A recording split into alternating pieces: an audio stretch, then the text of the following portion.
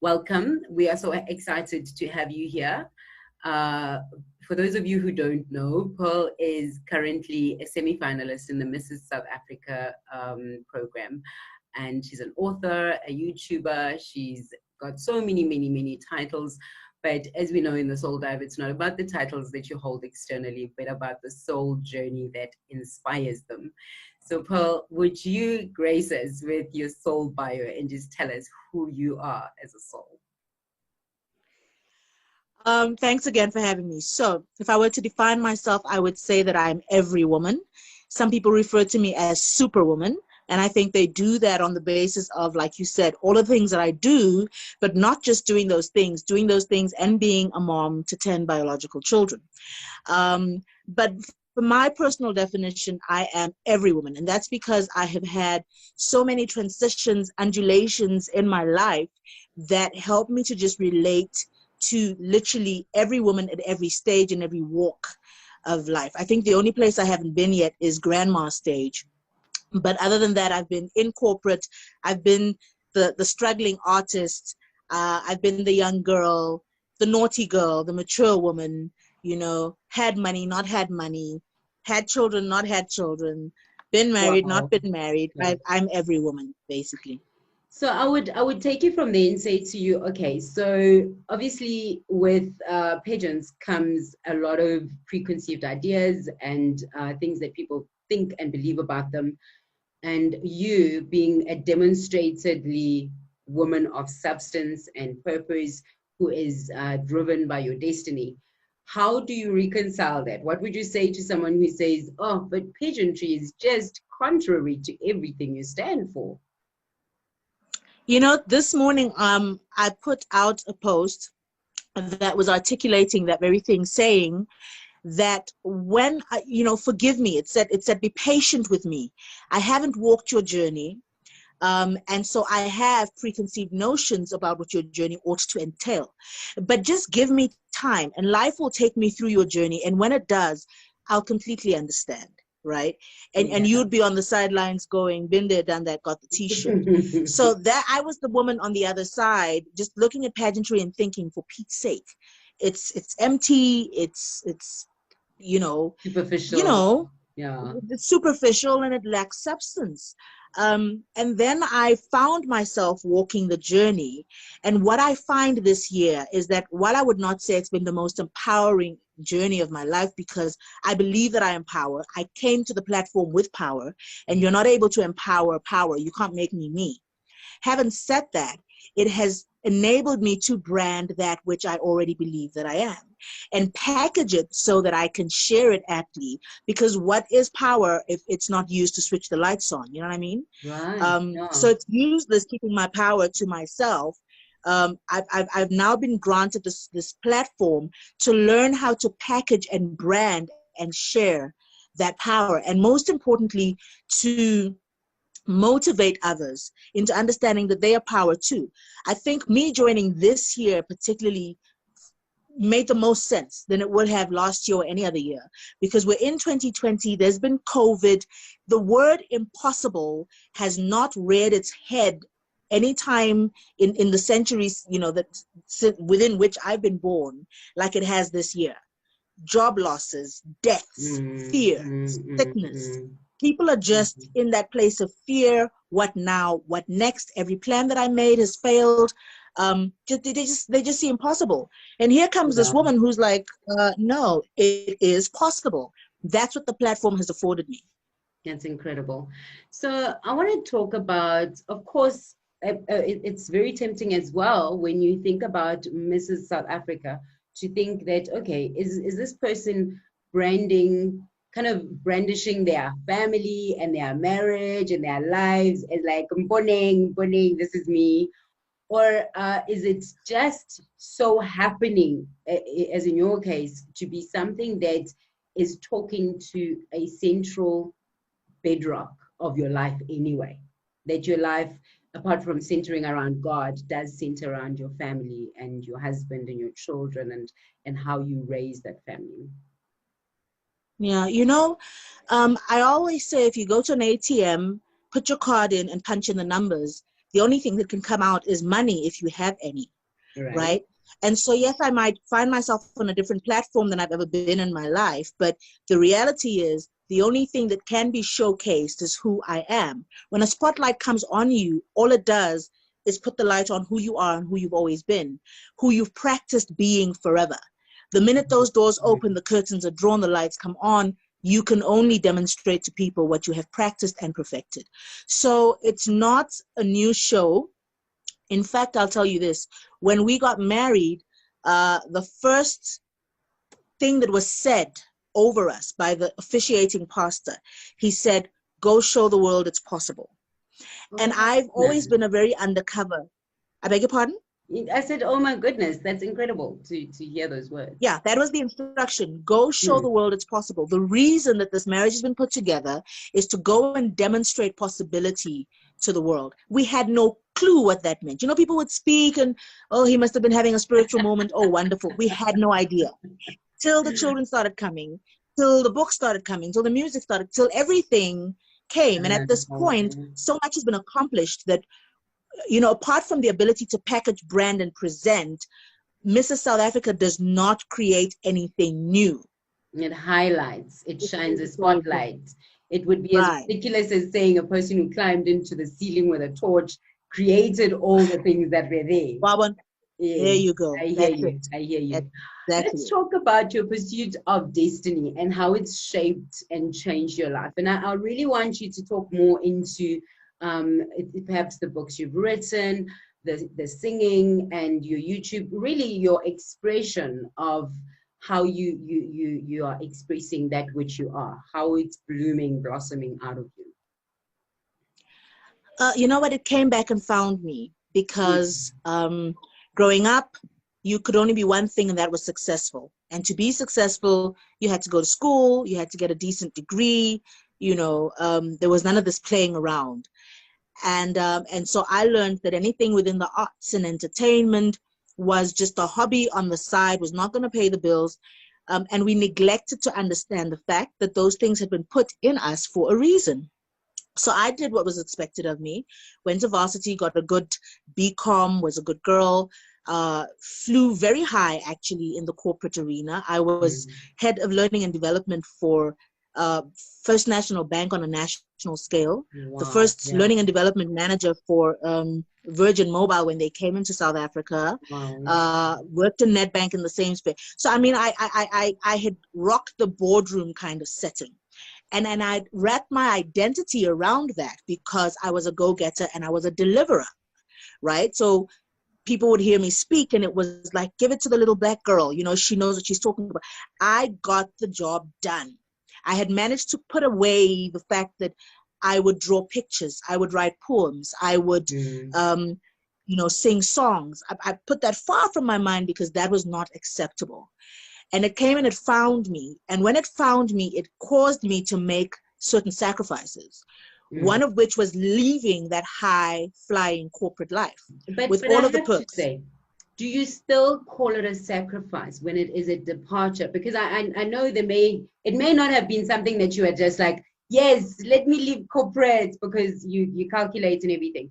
But I've heard a quote that sat quite interestingly with me that says, Hmm. when you are faced with doing what is right and then finding yourself thinking about what you should do. A lot of times, Mhm. the thing that you're thinking about is how much is it going to cost and all the Yes. practicalities that really have Yes. nothing to do with you when you're living a destiny driven life, because Right.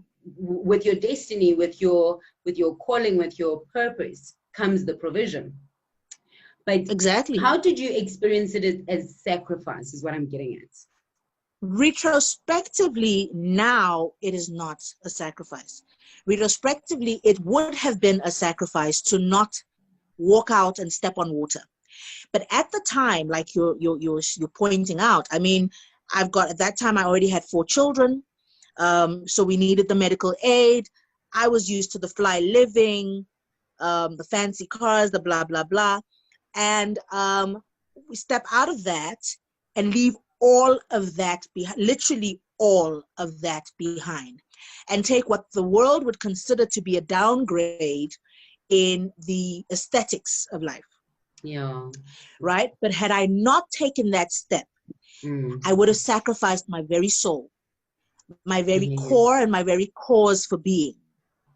So today I understand it was not a sacrifice. Today I am so grateful for the opportunity, for both opportunities. I'm grateful to have walked that road, have learned certain skills, have mingled in certain society, and be able to use those skills today on the business angle of the art that I do. But most importantly, it's that I'm not going to get to heaven and hear, depart.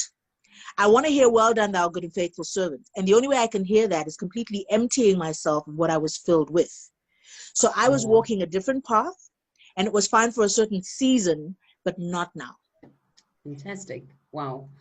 So well articulated. I find myself just wanting to sit and just listen to you. Like, yeah, you know. I'm gonna play one of your songs. You said I do. Which one? I'm gonna play I do. I'm gonna play I do. But I'm really, really curious. Like, John wrote this song, right? Yeah. And your husband. And then what did it feel like the first time you actually sang that song for you? This was not the first song he had written for me. Yeah. So the first song he wrote for me, I didn't feature in. It was called Love Is What It Is. And, you know what I mean? That was the first, you know what I mean? And the lyrics, he says, this is why I wake up in the morning, make breakfast while you're in bed.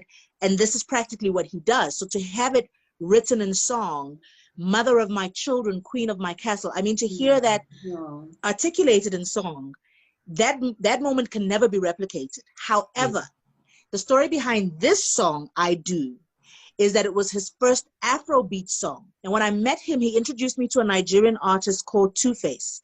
And Two-Face was the first African Grammy award winner, not Grammy, what do they do with the music one, the MTV, with a song called African Queen. Okay. So when he introduced me to that song, I fell in love with it. But when I heard this one, it replaced the African Queen for me. It was my Afrobeat. I was just like, whoa, Two-Face, just sorry for you, dude, because like, you're not biased, not at all. You are not biased at all, Nick. Just checking. I'm not saying biased wrong. Right. So it's got that stank bass. You know, there's a bass that makes you squeeze your face like, That's the one. So when you hear music, is it the bass guitar or the drums that you hear first? I hear the melody. Is it? I don't hear any of those. The voices? Yeah. My goodness. I hear the voices. Like the voices, I hear the melody and how the voices deliver the melody. Yeah. Okay. I hear you. Yeah. All right. Tell us, you know, a lot of people, especially in lockdown, had this whole idea like, I need to do some videos, like dreams of being a YouTuber and stuff like that. And you've been doing that. Tell us about that journey. How did that come about and how has it been for you as a portal of expression? The YouTube journey happened the same way the Mrs. South Africa journey happened. I entered into it very, very reluctantly. I knew for a year I was supposed to do it and I kept putting it off because I was such a private person. So I talk to you now and I can articulate and we can laugh. But what needs to be known about me is that I am an introvert. I'm an extroverted introvert. Yes. I am extroverted because my core, oh my goodness, yeah. My core requires me to engage with people. My children have brought it out of me. But growing up, I grew up an only child. Didn't have a lot of friends. My favorite space was my home. It still is till today. And even within my home, my room, and within my room, my bed, till today, right? So because of what the show was called and what it was supposed to be about, I needed to go out there and air me. And I had done a good job of just keeping me to me. So for 12 good months, I refused.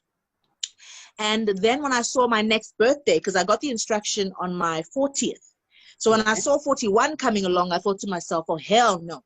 365 days of disobedience, that's dangerous. Just before the 365th day. Yeah. I was like, okay. It's 5 to 12. And I quickly put out the first. Okay, Literally, I okay. put out the one, and then it's grown since then. Yeah. That's incredible. At least you didn't like make a Yeah. total like go to Tashish, meanwhile you're supposed to go to Nineveh type situation, eh? It was close enough as far as I'm concerned. So I want to ask you something That's else. why when Mrs. South Africa came up, Yeah. when Mrs. South Africa came up, I was like, okay, all right, I'm doing Yes, it I'm gonna because obey like first I don't want day. to have people Okay. talk. Yeah. Hey, one time, But one also, time. that's incredible. It's also a fun way of you're gonna have the most unique Mrs. South Africa experience of like True. many people that have even done it themselves. Okay, so I want to talk a little bit about your kids and your playfulness and the fact that you kind of as their teacher because you're homeschooling you are present with them for serious things as well as for playful things. Yeah. Does Pearl, Mrs. Osa, go outside and just kick around the ball and just be No, naughty 6-year-olds and do things like no. But yesterday we were at the park. that? What's working? No, that's daddy's job. We Okay. were at the park, Mm. and it was, it was difficult for me because I'm not an outdoorsy kind of. I don't like the bugs. I don't want to see nature. Are I you need you telling to me you put don't me walk in a barefoot? spa. Oh, stop it. No, stop it. Oh, that's No, good. I don't do Okay. that. All right. I don't do that. I need to be in a 5-star spa with Egyptian count cotton sheets. That's me.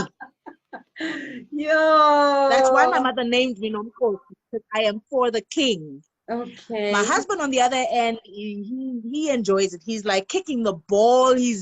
So I got back with bites, and I was like, you see why I say I don't do this stuff? Like I'm itchy and I'm irritated, and no, I'm not playful. Like no, my playful is on That another is level. hilarious.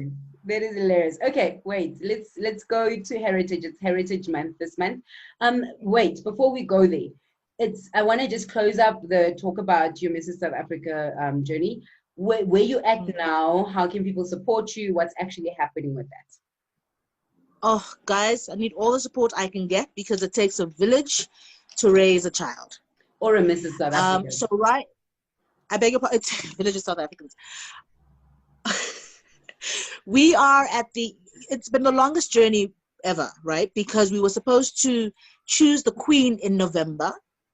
So we were supposed to have the semifinals, top 25 in June, July.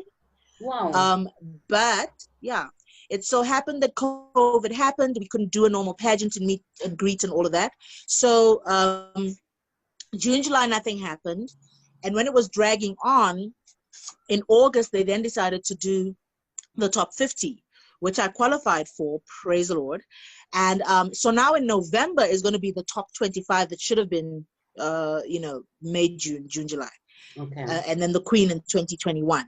Wow. So there is a need for people to vote, and you vote by SMSing my name, Pearl Osa, to 35959. I need to give a disclaimer. The SMSs cost R3, and you can't use a bundle, right? So yeah, that's the first way. The second way is go to the Mrs. South Africa page and like my picture.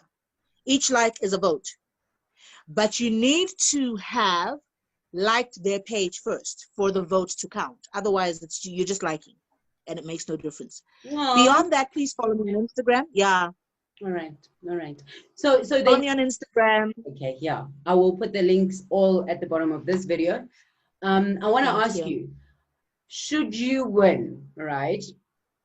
How will you use your Mrs. South Africa title to promote our heritage? How will you link it? Ngiyakubona you digging up and stuff. So how will it actually impact the heritage side of things?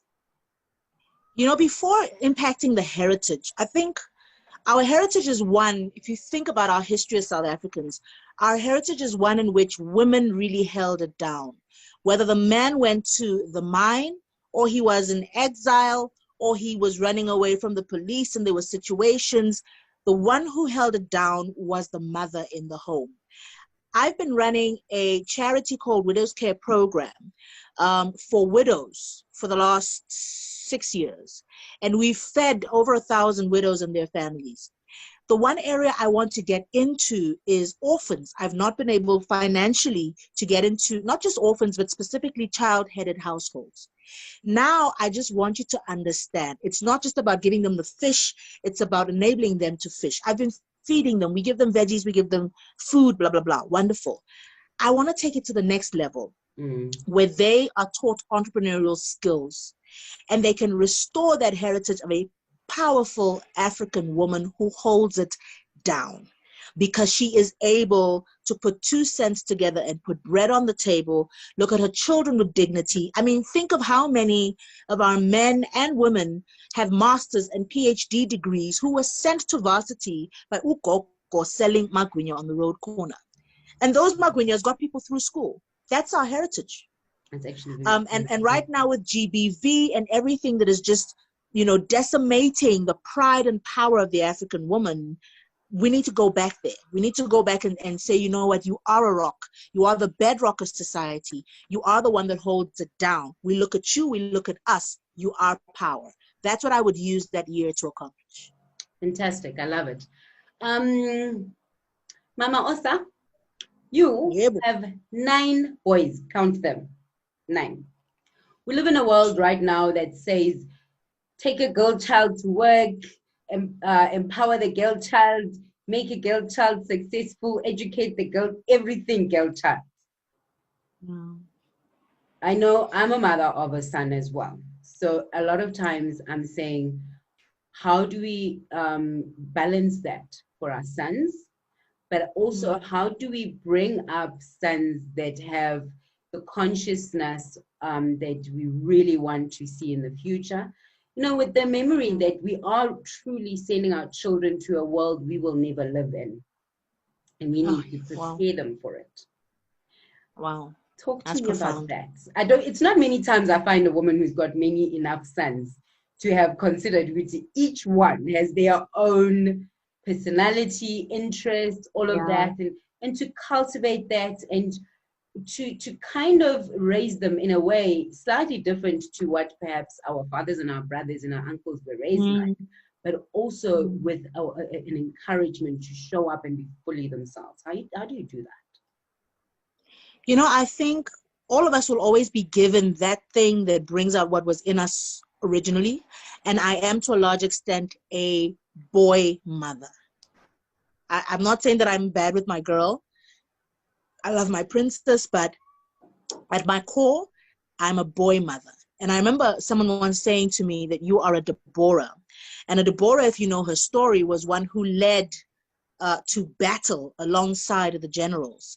That's just at my core who I am. And so when I raise my boys, there isn't, I mean, we start our day with chores in the home. There isn't a sense of, no, you're the girl, you should be doing this, and you're the boy, you should be doing that. They rotate those chores on a daily basis across the house. So once you get to a certain age, you know how to cook. You know how to wash. You know how to clean. You know how to look after a child if need be. And you can do that equally as well as a girl and vice versa. I remember teaching my son the one time, you know how they'll always try and cheat. They think you can't see. And they're always like, this woman, her eyes, come on. So he was mopping and the mop wasn't getting into the corners. And I said to him, you have a leadership calling. And I loathe for the thought of you to become the kind of leader that is at the top and never sees the bottom. For a leader to see the bottom, he needs to get to the bottom. I was having this conversation with this child. He was about 8, 9. And I do this. I keep talking to them like this. I'm like, one day your spirit man gets it now. One day your brain will get it. And then one day your legs will get it and you will walk in that purpose. But I'm not going to water down my speech to meet you. You're going to come news. Here. You don't have to wait until you are a grandma. You've got that wisdom brewing in Jena just there. Thank you, so kind. So yeah, I told him, get on your knees, get the cloth, get in the corners. And you're cleaning a floor today, but you're going to be solving problems in society tomorrow. And you need to be able to go into people's homes. You need to sit at the tables they sit at. You cannot be aloof. You need to know how it is to get in a taxi, to get to the trains, to walk amongst the people. It starts with picking up the dirt on the floor. So yeah. It's a That's daily. People incredible. ask me, when do you switch off from teacher mode? I don't. It's a 24/7 thing. Yeah, Every opportunity to teach. the teachable moment. Yeah. And of course, I think, how much have you learned from your kids? That's Yo, so much. mm. So much. You know, when you have the first one, you're that mother in the shop that says, no one's gonna, when you see the other mother with her child, you're like, ha, my child. Never. Get to child number 6. They Uh-huh. will school you some good. Mm. So Mm. I've learned so much, especially humility. Um, really, really, I've learned vulnerability, because at one age you know everything, then they get to the age where you actually know nothing and they're teaching you. Are you going to receive those lessons? Are you going to say I don't know? And that's been the most powerful 3 words I've learned to say to my Mm. children. Yeah, I yeah. don't know. It Wow. encourages them to go out and find out for themselves. It shows them I'm not the alpha and omega of knowledge. I lived in a different era. I had a different calling. My assignment is to prepare them for their calling, and they will get to a place where they will begin to teach me what they see along the road of their calling. And I need to be open to learn constantly. Wow, that is incredible. All right, as we start to wrap up, I want to talk about soul practices. This is the soul dive. We can't not talk about how you fortify yourself from within, and how you actually practice things that drive you and help you to stay balanced and pursue that destiny and purpose that you know you should. So, talk to me a little bit, first of all, about what you believe is the central message of your journey in this life. I know it's a big question, so but I know that you've also thought this through a little bit, because you're very Let me just re-articulate what I heard you say. The central message of my journey in this life, yes, okay, yes. is to demonstrate possibility. That was so sweet and short. I understand. Right. So, what are some of the practices, maybe on a daily basis, maybe on a weekly basis, that support that in your life? Every day I'm conscious to think, I'm conscious to thank, I'm conscious to learn, I'm conscious to teach. Those 4 things I don't miss. I think, I thank, I teach, I learn. Because through life, I realized that we all have these nuggets. Like every moment of every day, some deep thought is dropping in your mind, whoever you are, whatever age you're at. And I never used to give space to let those thoughts multiply, build, and become ideas that I could share, that I could shape myself and others with. Now I'm very, very conscious. I will wake up in the middle of the night with a deep thought. And I always used to say when I was young, I want to be known for depth. Growing up from high school to varsity, I am fine with not being flippant. I am fine with not being average. It's okay that mediocre and me are not in the same room. It's fine. I want when you speak to me, you hear depth. I made that decision a long time ago, but I never paid attention to the depth. I never articulated it. I never shared it. Now I'm conscious to give my thoughts voice. So I would wake up in the middle of the night with a thought, and I'm like, if I don't write it down now, goodness, in the morning I'll be beating myself. I think deliberately and I write down those thoughts. I thank deliberately because I am a sum total of everyone around me who has loved me or not. So I stay humble and grateful and constant. I can be in a prayer for 3 hours and say nothing but thank you. And I feel like, but there's people who are so deep in their prayers, they shake the heavens, and all I can say is thank you. I walk in so much gratitude because I don't know for certain that if I were God, that's why we say thank God for Jesus. If I were God, I don't know that I would give me all the things that I have received. I teach constantly because from that thought process comes the opportunity to keep on sharing. But I'm careful to be quiet sometimes and learn and receive and be like, wow, that was deep. Your deep called onto my deep. Now I can go a bit deeper, right? So those are the practices I do not miss on a daily basis. Okay, that's incredible. All right, so I'm late to actually ask you this particular question, and I feel like it's one of those that doesn't get asked enough. About, okay, so we see women in their 30s, and there's magazines and things that tell them what to do, how to be, da da da da, all of that. We see women in their 20s, there's a lot of that as well. But I think in your 40s is a time when you actually come into your own a little bit more, né? And you can hear your own voice a little bit more. Can you talk a little bit Give me about a that? second. Give me a second. Hmm. Please give me tissue. My nose is literally running. Okay. I'm just going to take toilet roll because if I send you to my bag now to get me. Sorry, I feel the glistening. No problem, no problem. Go for it. Thank you. So, You're saying? you can answer this question in whichever way you want to answer it. Just Okay. related to, you know, just this time in life or this age, or yeah, I'm going to leave it there. I don't want to box it in too much, but I feel like you've got something to tell me about that. My 40s have been my favorite decade ever. And you're only 41. Yes, I'm going to be 42 in a few weeks. Okay. My favorite decade ever. Okay. I have never felt more beautiful. I have never felt more powerful. I have never felt more useful. I was writing all those books, singing all those songs, doing all those motivational speeches, having all those children, teaching them, see them blossom. And yet, I could not really take my place on that stage with absolute confidence that I can be here and not step on your toes and vice versa. That I could fly in my space in the sky and let you fly too. It took me, I couldn't even smile. I did not take pictures and smile, right? Till I hit when I hit my 40s, I was like, yo, girl, you got it going. Okay, so this is a leading from that question, because I think we're the same age. I literally turned 42 like a few weeks ago as well. But now I remember Black don't crack.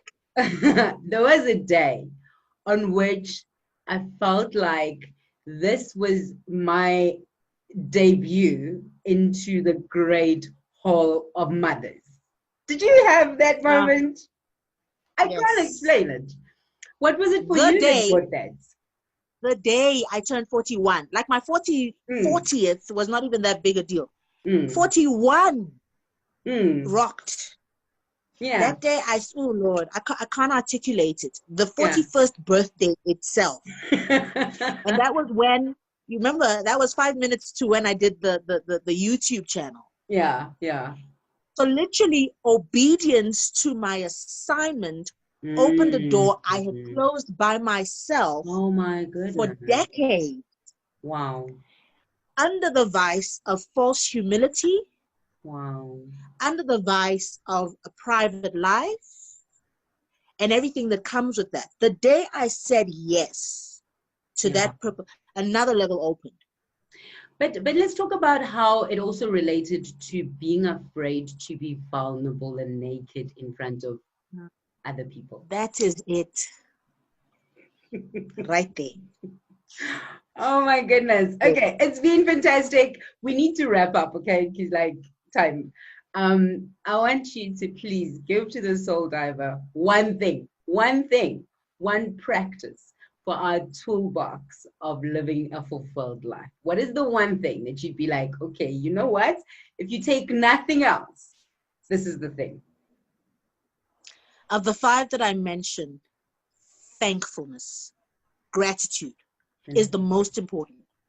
Because in that gratitude is wrapped humility. In that gratitude is wrapped vulnerability. In that gratitude is wrapped appreciation for the other human being. In that gratitude is wrapped worship. In that gratitude is wrapped appreciation for how far you've come and who you are and where you are going. Gratitude is the most important practice for a daily basis. I'm so grateful that you have spent this time with us. Thank you so Thank you. much, Mrs. Osa. We bless you and we send you on your way, and we wish you the absolute best in every single one of your endeavors. And of course, we look forward to crowning you Mrs. South Africa. Yay, you. Yes, You must come back. You must come back when that happens. I will. You I can will. go I'll ahead. come with the crown and the sash. Yes, you can go ahead and say your goodbyes, and then we'll see you soon. All right. Guys, thank you so much for listening to me. Thank you so much for sharing this piece of my life with me. I hope I've had some impact, not to replicate myself in you, but most important, to turn you on to yourself. You are power. God bless you. Oh, I love those words. Thank you so much. Mwah. Right, Soul Mwah. Diver, it has been an amazing for me. I have just enjoyed this interview with Pearl Osa. I hope that you have too. Feel free to comment, find her on socials. I will be posting the links for her, and of course, vote for her. And she's got a YouTube channel as well, which will also be linked. I want to just go back and reiterate some of the words that she said. When we embrace our voices, when we turn on the light in ourselves, we give permission to others to turn on the light in themselves. And through gratitude, we can make those flames burn brighter. We can bloom and blossom and be brighter. Have an amazing, amazing rest of your day. It's been really great being with you. Thank you so much. Mwah.